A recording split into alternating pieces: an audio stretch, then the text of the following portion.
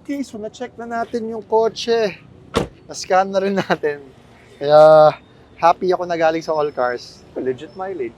Walang problema. Kasi marami na akong na-check na funny ang mileage. Anyway, sige, let's go inside. Ang bilis na magbago ng presyo ng kotse, no?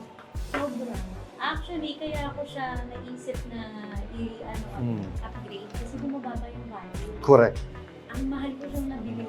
Correct. At that time, 2022. So medyo bata pa yung kotse. Ngayon, ang bilis na, 3 years na agad. Bilis, di ba? Kailan ka last nagpa-service? Saan? Saan ka nagpapa-service usually? Sa Rappi. Rappi. Kaka-check lang last week. Meron ka pa nung mga resibo na? Sabi ko dali nila eh. Nasa tawag mo nga yung dalawa. Sa bahay. Very good po. Nasa bahay na. Pa-picture mo. Kasi kahit yung Rapid Day, okay ako doon. That's still service record. Kaya syempre may nakalagay doon yung kung ano ginawa, ano mileage. Oo. Kasi kahit Rapid Day, that's still service records. Diba? Importante yan. Kahit hindi siya kasa. Nakita ko nga eh.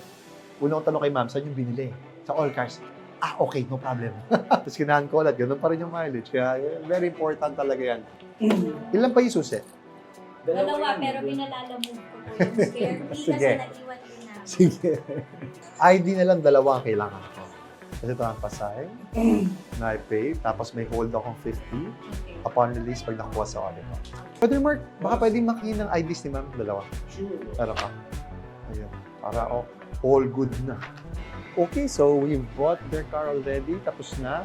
Nakakatawa kasi parang buyback. Just two coincidence, no? Okay, so ako, babalik naman ako na showroom.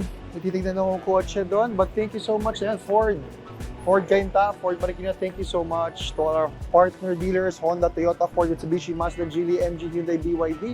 Thank you so much to all our agent partners. Thank you so much to all our clients. Thank you so much. And to all our watchers, thank you so much as well. My name is Kodo Godarzi of All Cars.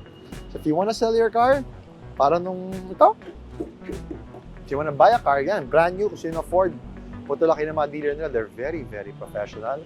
So thank you guys, no? Hope you have a nice day. God bless. See you again tomorrow.